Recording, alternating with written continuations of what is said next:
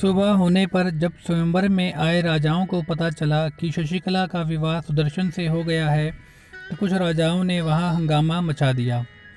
राजा ने सभी को भोजन के लिए आमंत्रित किया, तो कुछ राजाओं ने कहा कि जो तुम्हें करना था वो कर लिया, अब हमें जो करना है वो हम करेंगे। कुछ राजा अपने नगर को लौट गए, परंतु कुछ राजाओं ने सुदर्शन को युद्ध के लिए ललकारा। कुछ दिनों पश्चात सुदर्शन शशिकला को विदा कराकर अयोध्या को लौट आए। रास्ते में शत्रुजित के नाना ने अन्य राजाओं के साथ मिलकर सुदर्शन को चारों ओर से घेर लिया। यह समाचार पाकर काशी नरेश भी अपनी सेना लेकर वहां पहुंच गए। दोनों सेनाएं आपस में युद्ध करने लगी। सुदर्शन बिना किसी डर के अपने रथ को आगे की ओर बढ़ाते रहे। अचानक बिजली चमकने लगी और सुदर्शन के रथ पर एक अत्यंत तेज, सुंदर, आभूषणों से सुसज्जित, 4 भुजाओं वाली दिव्य स्त्री को देखकर सभी चकित रह गए और पूछने लगे कि ये कौन है, ये कौन है। तब सुदर्शन ने काशी नरेश को बताया कि ये मेरी आराध्य देवी माँ सरस्वती हैं, मुझ पर कृपा करने के लिए पधारी हैं।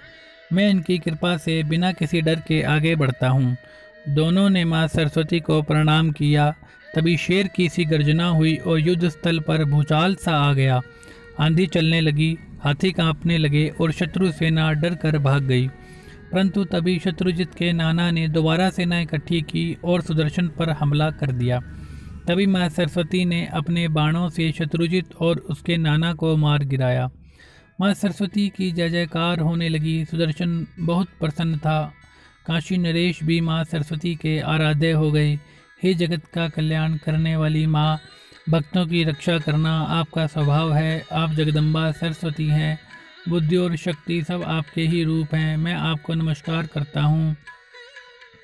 मेरे जामाता सुदर्शन आपके भक्त हैं। इन्हीं की भक्ति से आज मुझे भी आपके दर्शन हुए हैं।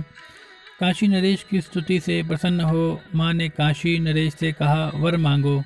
तब राजा काशी नरेश ने कहा हे माँ, जो आपकी भक्ति भाव से पूजा अर्चना सेवा व व्रत करते हैं, आप उनकी सभी मनोकामनाएं पूर्ण करती हो। मेरे इस काशी नगरी में आप सदा विराजमान रहें। इसके बाद सुदर्शन माता के आगे नतमस्तक होकर बोला, माता, आप भक्तों की रक्षा तो हमेशा ही करती हैं, अब मैं क्या करूं, आज्ञा दीजिए।